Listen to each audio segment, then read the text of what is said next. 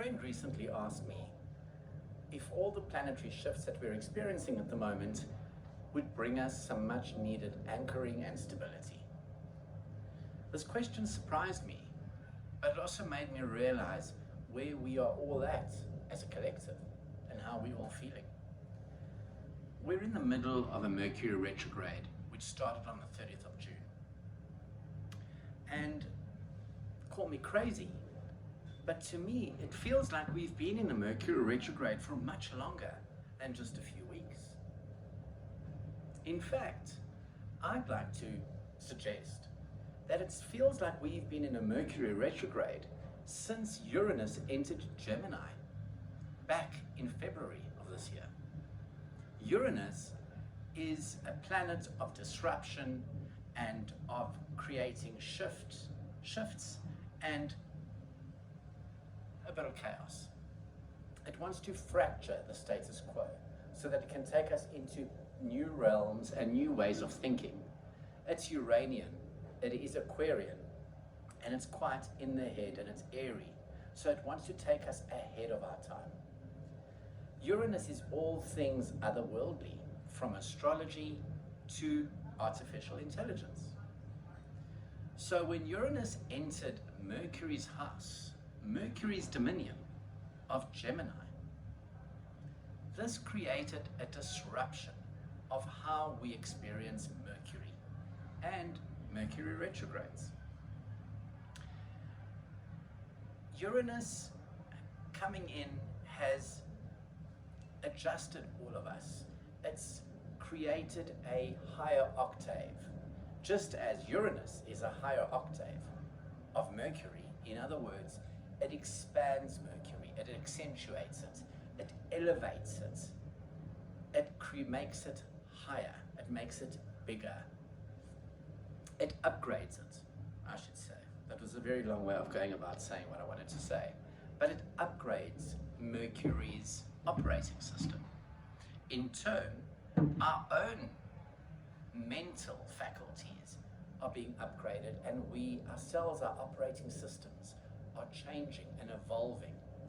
So the way we're experiencing Mercury retrogrades moving forward is changing over the next 7 years while Uranus is in Gemini.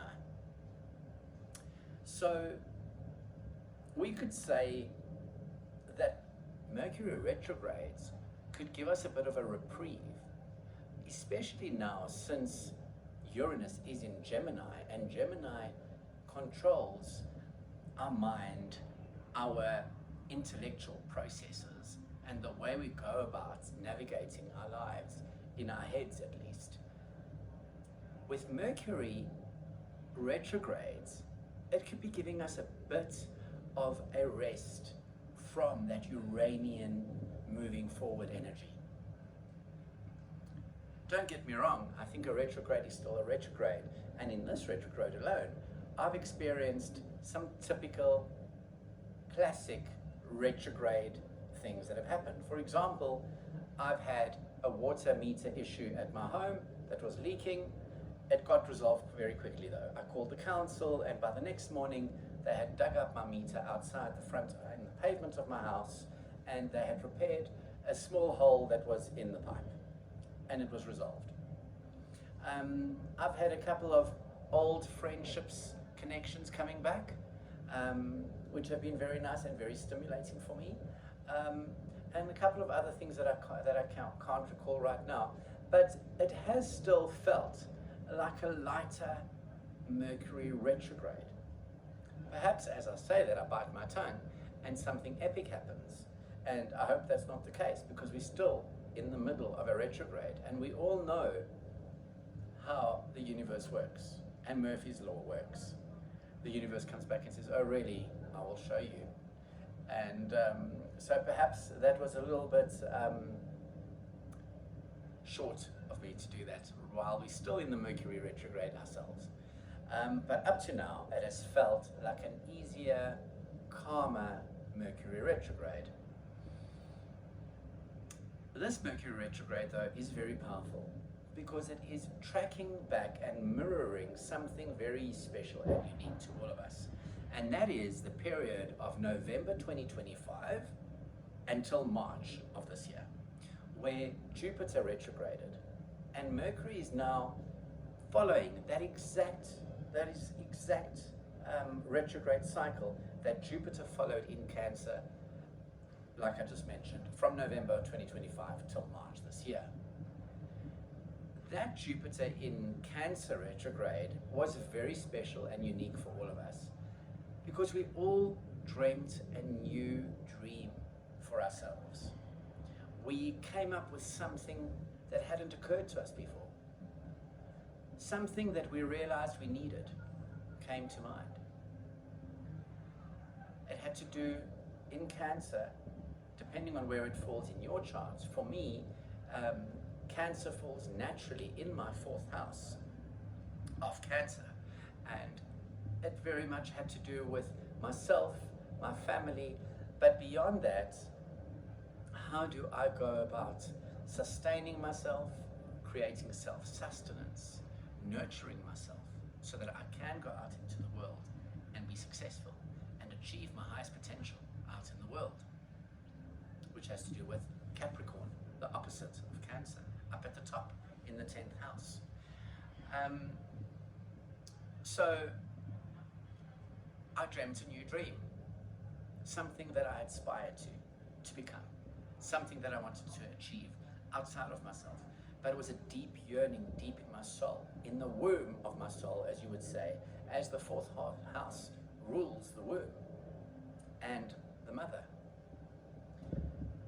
Mercury is now taking us back there and mirroring that process, not wanting us to forget that process and not to forget the dream that came up for us.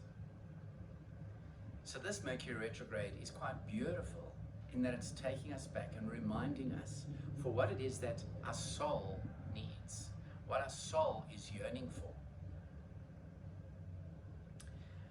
So that is the essence of this, is that we should not be wasting our time.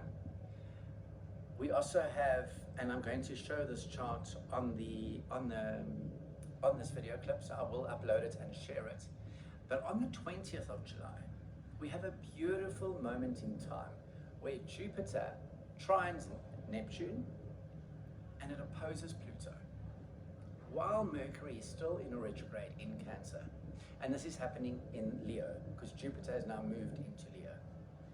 And it is a moment in time for us to reactivate or re-spark that intuitive, guided manifestation we dreamt up last year, bringing us into March this year. And for all of us, it's different, depending on where it's falling in our charts, depending on which house it's falling in for you. It's different for all of us. For some of us, it doesn't have anything to do with career. It might have something to do with partnership, or it might have to do with our spirituality, or our finances, or our health. There's so many different factors. But we are at a time now where this can be a very fleeting moment if we are not deliberate and we are not focused and intentional in the way we approach our lives. In fact, we've entered such a powerful time where we are all, as a collective, interconnected with each other. All the outer planets, Pluto, Neptune, and Uranus, are all within a very harmonious transit of each other, aspect of each other. So we ourselves as a collective are we are interpersonally highly connected at the moment. And that also implies that while we are so highly interconnected, it's also so important for us to be more intentional about what is mine and what is yours, and to be able to discern the difference so that we can separate the emotions, because everything is so enmeshed. You and I are enmeshed with each other. The thoughts I am having are being transferred to somebody else very quickly. So we're in a powerful time of co-creating, of but also what would be the opposite of that? What would be the opposite? It is possible. The opposite of co-creation is also possible if we ourselves are not intentional and we are not deliberate in the way we are focusing ourselves. Jupiter, coming up now on the 20th, giving us a beautiful harmony with Neptune and with Pluto, is giving us this access. But like I mentioned, it can be very fleeting because it's quite quick in its transit, and it will not be retrograding back to this point. By the time Jupiter retrogrades, it won't be reversing all the way back to these degrees. And also Jupiter can be quite, I don't want to say fickle, but Jupiter can be, it's a lighter hearted, and it's a benefic planet. But if we are not intentional in the way we want to use it, we will lose it. And that's the core message of this video, is just to get all of us to be a bit more specific about what's going on for us now.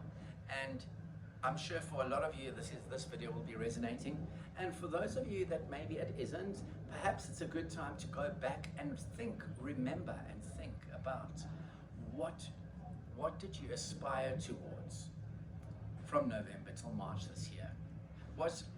Did you get an inkling of something that you wanted in and amongst the busy lifestyle and the pressures of day-to-day life? Did you find something that you wanted, that you yearned for? And perhaps indulge in that a little bit and just allow your mind to drift into that and see where it takes you. Because we're in such a powerful time now.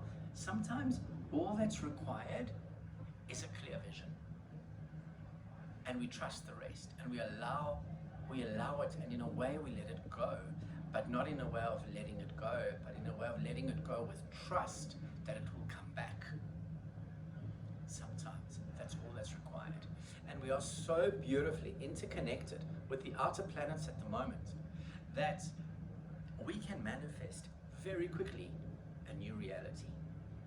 But we need to be focused. We need to be driving our own lives in the direction we wanting it to go into. We need to steer our own ship moving forward. That is my message that I wanted to share. My name is Carlos. If you're getting this video, you've probably had an astrology session with me at some point. If you know of anybody who may need to listen to this, or you feel that they can benefit from this message or my video, please forward this on to them. I'm an astrologer based in Johannesburg, and this is going to be my first of many videos, hopefully moving forward. It's something I've been wanting to do for a long time. I just haven't been able to get to it, and now I feel like I have more to give and to offer, and more up to the challenge of putting myself out there, so I'm looking forward to it.